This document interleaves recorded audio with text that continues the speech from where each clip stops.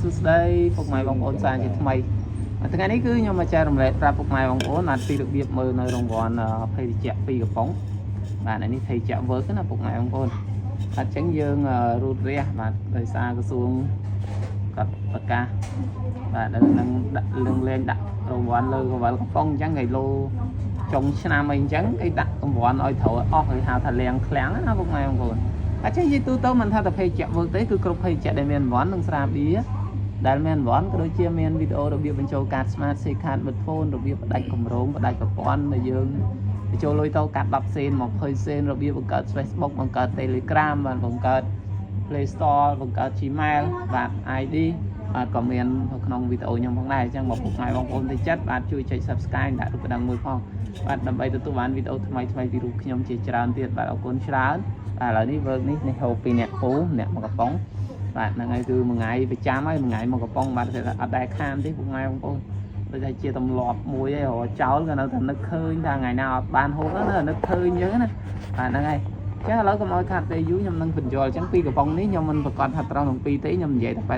80% បាទ 80% ទេបាទបើមិនត្រូវទាំងពីរគឺត្រូវមួយខុសមួយបាទបើខុសទាំងពីរគឺអត់ជឿទេណាពុកម៉ែបងប្អូនបាទកំប៉ុងប្រភេទនេះបាទអញ្ចឹងគោលការណ៍ដែលខ្ញុំធ្លាប់មើលគឺខ្ញុំយកនេះបន្ទាត់ក្រហមនេះបុកចំកពកកវលក្បាល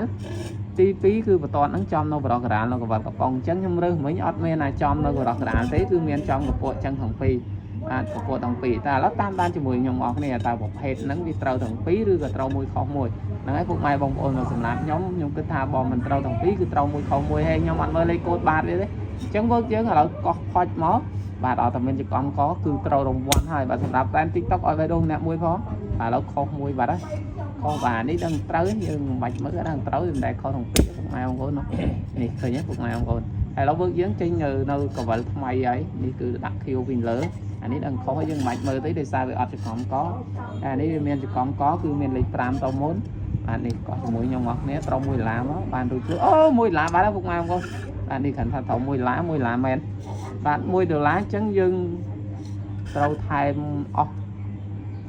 1500វិញបើសិនណាត្រូវមកកំប៉ុងយើងត្រូវអស់3500ដល់ឥឡូវនេះយើងត្រូវ1ដុល្លារអញ្ចឹងយើងថែមអស់តា1000ទេបើតាមយើងឲ្យដូរយកជាលុយគេនៅគិតប៉ុណ្ណឹងដែរចឹងមានថាអស់1500ពុកម៉ែបងប្អូននេះតែគឺពិតតែម្ដងបាទវីដេអូគឺអត់មានកាត់តកាត់អីមកពីណាទេណាពុកម៉ែបងប្អូននេះតែគឺស្ដែងតែម្ដងបាទនេះ1ដុល្លារបាទអញ្ចឹងវាមិនងាយខុសទាំងពីរទេពុកម៉ែបងប្អូនបាទប្រភេទកវលកំប៉ុងអញ្ចឹងណាពុកម៉ែបងប្អូនចាប់គុណមែនទែនសម្រាប់ពុកម៉ែបងប្អូនបាទតាមដាន